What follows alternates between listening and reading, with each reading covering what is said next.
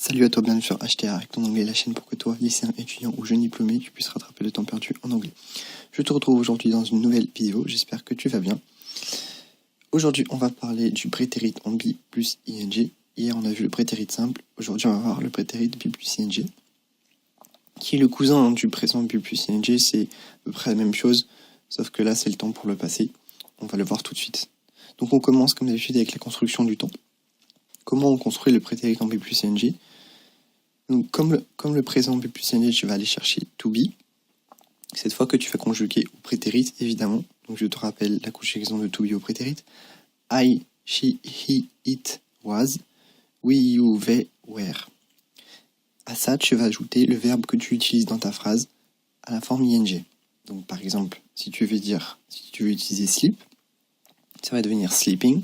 Donc, je dormais quand tu as appelé, c'était I was sleeping when you called.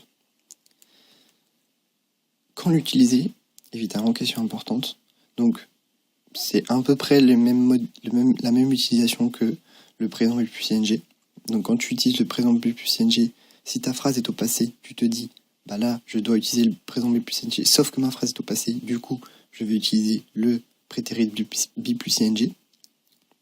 Des fois, c'est bien de faire des raisonnements comme ça par analogie pour pas se perdre. Donc, c'est une action en progression dans le passé. Donc, c'est une action qui a commencé dans le passé, qui s'est étalée sur un petit laps de temps sur le passé, ou un gros laps de temps, et qui s'est finie dans le passé. Donc, ce temps est très souvent utilisé quand il est associé au présent, c'est-à-dire au prétérit, pour exprimer le fait qu'une action s'est déroulée pendant un certain laps de temps, et qu'une autre action au prétérit, cette fois-ci, est venue casser cette action-là. Je m'explique à travers un exemple. She was watching TV when I arrived. Elle regardait la télé quand je suis arrivé. Donc, elle était en train de regarder la télé quand je suis arrivé. Donc, elle faisait quelque chose. Prétérit be plus ing. Je suis arrivé, j'ai cassé l'action. Prétérit, d'accord? Donc, là, on voit qu'elle regarde la télé. C'est une action qui dure. Elle a regardé la télé, je sais pas, on sait pas, pendant 10 minutes, 30 minutes, 1 heure, 2 heures. Je suis arrivé, j'ai coupé l'action. D'accord? Un autre exemple. It was raining when I got up. Il pleuvait quand je me suis levé. Pareil, il pleuvait depuis un certain laps de temps. Je me suis levé, j'ai vu qu'il pleuvait. D'accord? Il était en train de pleuvoir. Maintenant, dernière partie, comment poser une question, comment exprimer la forme négative. C'est exactement pareil qu'au présent.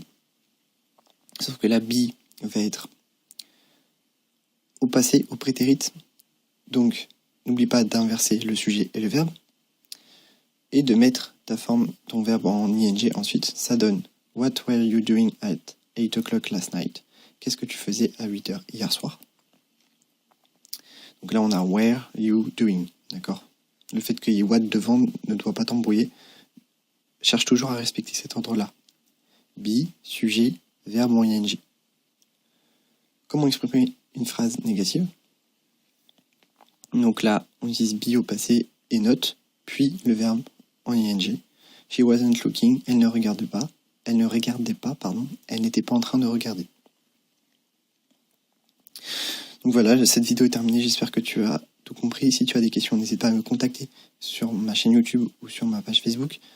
N'hésite pas à t'abonner sur ma page YouTube pour avoir ta vidéo quotidienne d'anglais.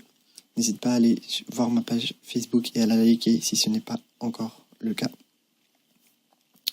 De mon côté, je te dis à demain pour une nouvelle vidéo et je te souhaite une très bonne journée.